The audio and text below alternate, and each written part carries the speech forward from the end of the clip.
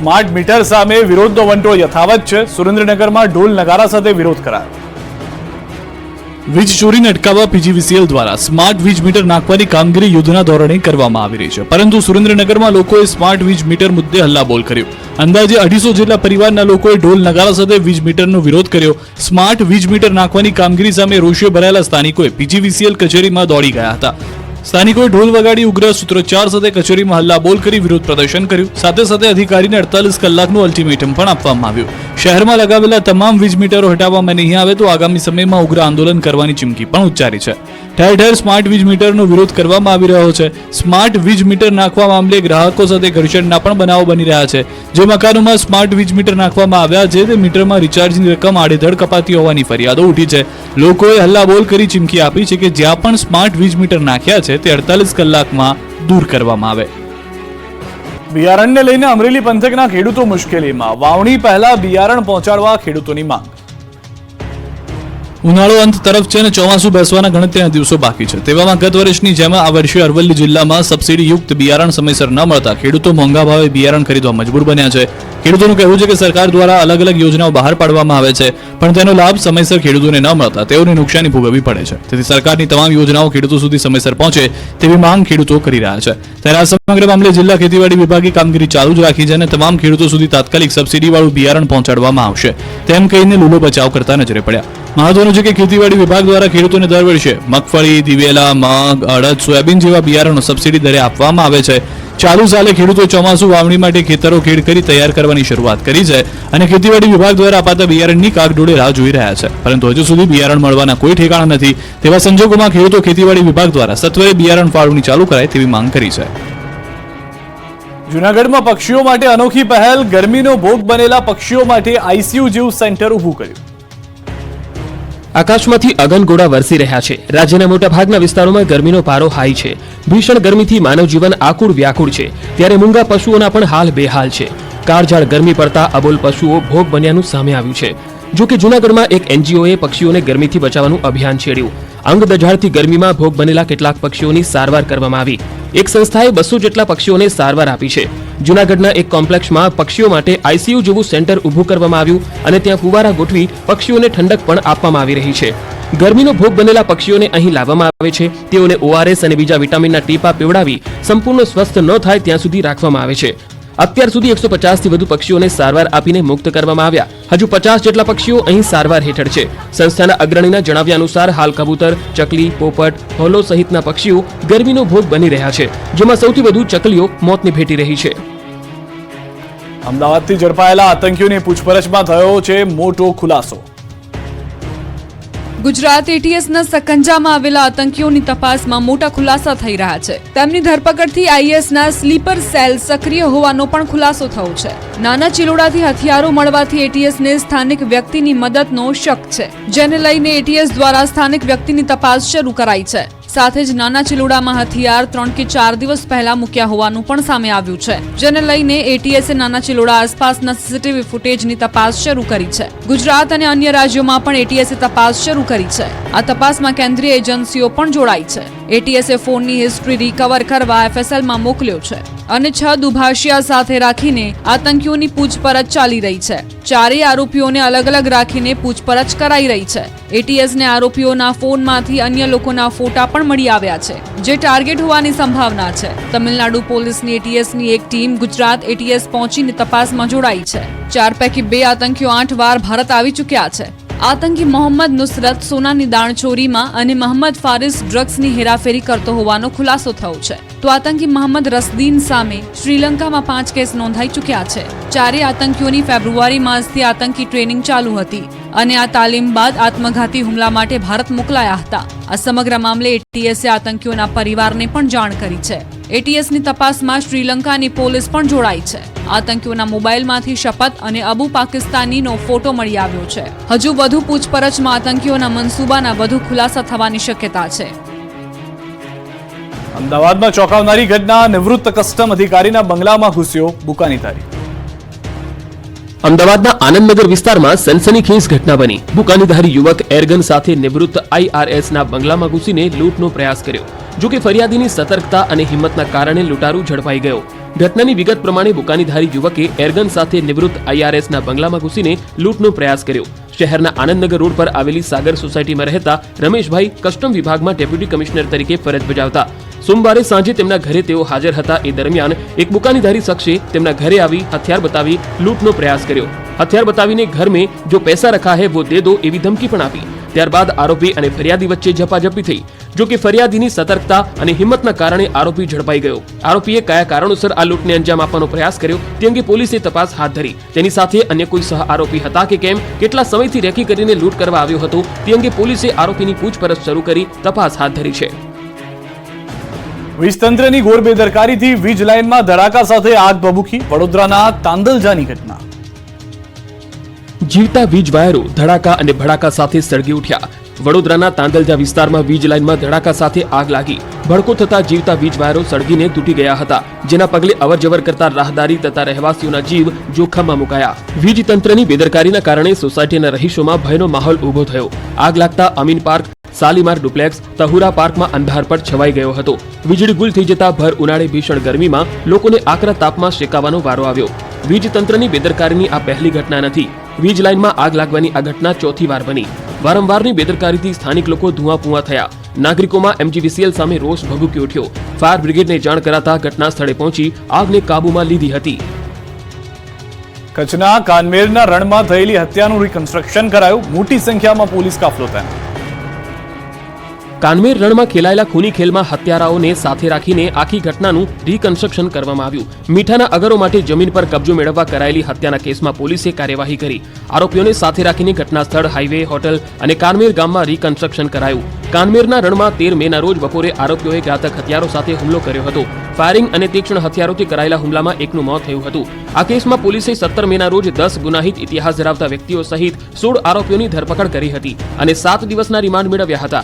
ત્યારે આરોપીઓને સાથે રાખીને પોલીસે આખા મર્ડર કેસનું રિકન્સ્ટ્રક્શન કર્યું. આ સમયે ભચાઉ DYSP સહિત મોટી સંખ્યામાં પોલીસ કાફલાને સાથે રાખીને કાર્યવાહી કરાઈ. છોટાઉદેપુર જિલ્લામાં છતરપિંડીની અજીબોગરીબ કિસ્સો સામે આવ્યો છે. જડીબુટ્ટીના નામે લાખો રૂપિયા પડાવવાનો કારસો રચ્યો. છેતરપિંડીની અલગ જ મોડસ ઓપરન્ડી અપનાવનારો ભેજાબાજ આવી ગયો સકંજામાં. જો કે હાલ તો ઠગબાજ ટોળકીનો એક જ સાગરીત પકડાયો છે, પરંતુ લોકોને છેતરવાની તેઓની સ્ટાઇલ ચોંકાવનારી છે. આ ઠગબાજ ટોળકી આયુર્વેદિક જડીબુટ્ટીના નામે લોકોના લાખો રૂપિયા ઠગી લેતી. આટલું જ નહીં, રૂપિયા પડાવવા માટે ધમકી પણ આપતી.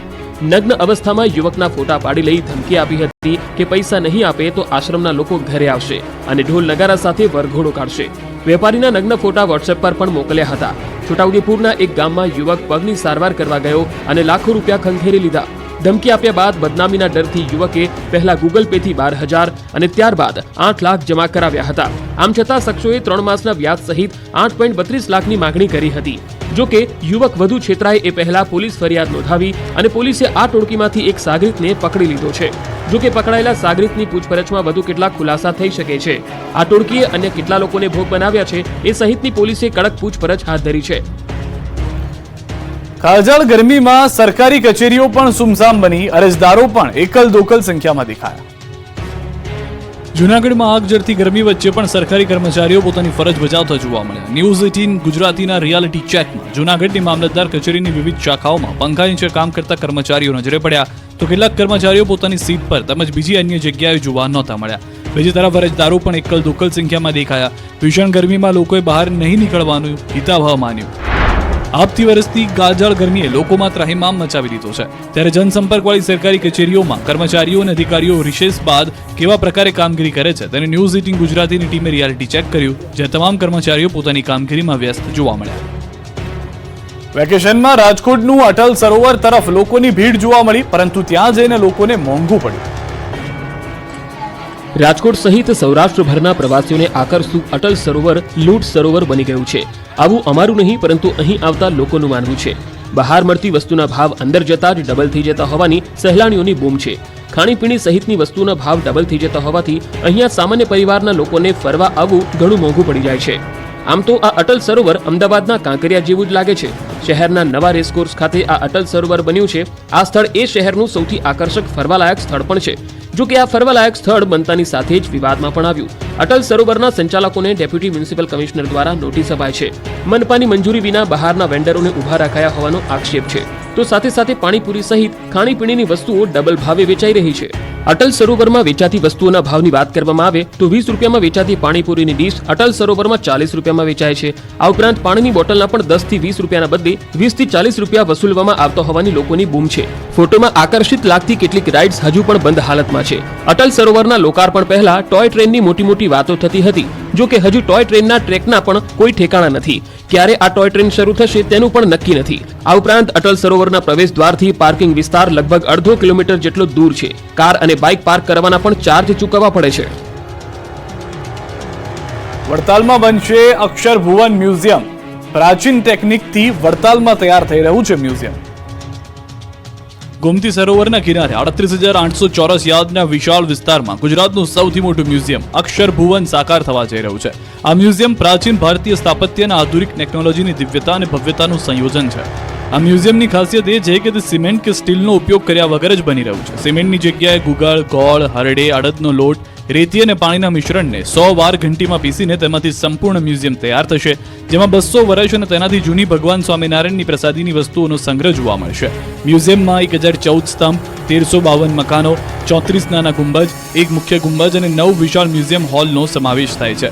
સાથે જ રિસેપ્શન હોલ, સંત આશ્રમ અને પ્રિઝર્વેશન લેબોરેટરી પણ બનાવાશે. મ્યુઝિયમમાં 3D projection, holographic presentation, audio visual presentation તથા અનેક પ્રકારની આધુનિક ટેકનોલોજીથી ભગવાન શ્રી સ્વામિનારાયણની જીવનયાત્રાનો વાસ્તવિક અનુભવ કરી શકાશે. અક્ષર ભુવનના બાંધકામમાં ચૂનો, કપચી, રેતી અને પથ્થરની ધૂળના મિશ્રણથી 4 ફૂટનું સ્તર નાખવામાં આવ્યું છે, જેને ફાઉન્ડેશન બેડ કહેવામાં આવે છે. ફાઉન્ડેશન બેડ પર 14,000 ટન વજન મૂકીને તેની ક્ષમતાનું પરીક્ષણ કરવામાં આવ્યું, જે ધરતીકંપના આંચકાને સરળતાથી સહન કરી શકે છે. ઊંઝાના વિદ્યાર્થીઓ અને વાલીઓ માટે મોટી રાહત. મોંઘા દાટ ચોપડા હવે મળશે રાહત દરે. અહીં થઈ રહ્યું છે નોટબુકોનું વિતરણ. વાલીઓ અને વિદ્યાર્થીઓ નોટબુક લેવા માટે લાંબી લાઇનમાં ઊભા છે, કારણ કે અહીં મળે છે રાહત દરે ચોપડા. ઊંઝા માર્કેટ યાર્ડ દ્વારા વિદ્યાર્થીઓના હિત માટે ઉમદા નિર્ણય લેવામાં આવ્યો, જેમાં સ્થાનિક બજારમાં મળતા મોંઘાદાટ ચોપડા, નોટબુકો ઊંઝા એપીએમસી દ્વારા વિદ્યાર્થીઓને રાહત દરે આપવાનો નિર્ણય કરાયો છે. જેના માટે ઊંઝા એપીએમસી દ્વારા 50 લાખ રૂપિયાની સહાય આપવામાં આવશે. ઊંઝા એપીએમસી એ આ માટે ટોટલ 7 લાખ નંગ ચોપડા અને નોટબુક છપાવી તેનું વિતરણ શરૂ કર્યું છે, જેને લઈ સવારથી જ ચોપડા લેવા માટે વિદ્યાર્થીઓની અને વાલીઓની કતારો જોવા મળી રહી છે. દર વર્ષે એપીએમસી દ્વારા આ રીતે ચોપડા અને નોટબુકનું વિતરણ કરવામાં આવે છે. સારી ક્વોલિટીના વ્યાજબી ભાવે ચોપડા મળતા વિદ્યાર્થીઓને મોટી રાહત મળી છે. રાજકોટ શહેરના અજી ડેમની પાછળ રામવન નજીક વિસ્તારમાંથી ગેરકાયદે જિલેટિન સ્ટીક મળી આવી છે. જય દ્વારકાધીશ એન્ટરપ્રાઇઝ નામની કંપનીમાંથી જિલેટિન સ્ટીક, ડિટોનેટર અને વાયરનો ગેરકાયદે મોટો જથ્થો પકડાયો છે. પોલીસે હાલ પેઢીના મેનેજર વિપુલ શેખાત તેમજ માલિક ભીમભાઈ બારિયા સામે ગુનો નોંધ્યો છે. હાલ આ જથ્થો ક્યાંથી આવ્યો, કોણ લાવ્યું અને અગાઉ કેટલી વખત મંગાવ્યો છે તે દિશામાં પોલીસ દ્વારા તપાસ કરવામાં આવી રહી છે.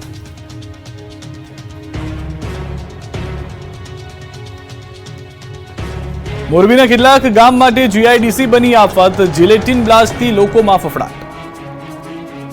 મોરબીના પાનેલી ગામ નજીક બની રહેલી જીઆઈડીસી આસપાસના સ્થાનિકો માટે આફત બની રહી છે. જીઆઈડીસીના નિર્માણ માટે કરવામાં આવેલા જિલેટિન બ્લાસ્ટના કારણે પાનેલીના ગ્રામજનોનું જીવન હરામ થઈ ગયું છે. વારંવાર થઈ રહેલા બ્લાસ્ટના કારણે પાનેલી ગામ અને આસપાસના વાડી વિસ્તારમાં મકાનોમાં તિરાડો પડી ગઈ છે. કાચા કે જૂના મકાનો જ નહીં, નવા બનેલા મકાનોમાં પણ મોટી તિરાડો જોવા મળી રહી છે.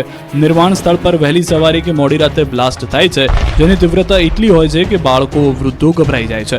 ગેરકાયદે બ્લાસ્ટ થઈ રહ્યા હોવાનો સ્થાનિકોનો આરોપ છે. બ્લાસ્ટના કારણે પથ્થરો ઉડતા હોવાથી લોકોના જીવ પર પણ જોખમ ઊભું થયું છે. આસપાસની વાડીઓમાં શ્રમિકો કામ કરવા તૈયાર નથી. ગ્રામજનોનો આરોપ છે કે જમીનમાં હલચલ હોવાથી બોરવેલ પણ પુરાઈ ગયા છે, જેથી પાણી નથી આવી રહ્યું. સ્થાનિકે પોતાના થયેલા નુકસાનની વળતરની માંગ કરી છે. સાથે જ બ્લાસ્ટને રોકી જીઆઈડીસીને દૂર ખસેડવાની માંગ કરી રહ્યા છે. પ્રાણી સંગ્રહાલય પ્રવાસીઓથી છલકાયું. સુરતમાં 63,000થી વધુ પ્રવાસીઓએ લીધી મુલાકાત. સુરતમાં આવેલા પ્રાણી સંગ્રહાલયમાં પ્રવાસીઓનો ધસારો વધ્યો. વેકેશન પડતા જ અત્યાર સુધીમાં 63,000થી વધુ પ્રવાસીઓ સુરતમાં પ્રાણી સંગ્રહાલયની મુલાકાતે પહોંચ્યા. એક તરફ ઉનાળો શરૂઆતથી જ આકરો બની રહ્યો છે, તો બીજી તરફ વેકેશનનો માહોલ પણ જામ્યો છે. ત્યારે સુરત મનપા સંચાલિત પ્રાણી સંગ્રહાલયમાં પ્રવાસીઓનો ધસારો જોવા મળી રહ્યો છે.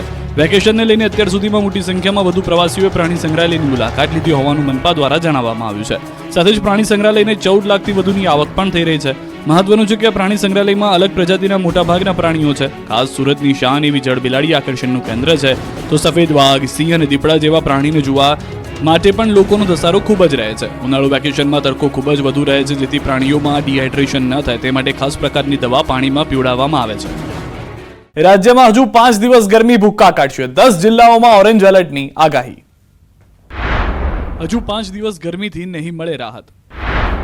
10 જિલ્લાઓમાં ઓરેન્જ એલર્ટની આગાહી. અંગ દજાડતી કાળઝાળ અને માથાભારે ગરમીથી લોકો ત્રાહિમામ પોકારી ઉઠ્યા. આકાશમાંથી અગનગોળા વરસતા હોય તેવો ભારે તાપ પડી રહ્યો છે અને આ કાળઝાળ ગરમીથી હાલ છુટકારો મળી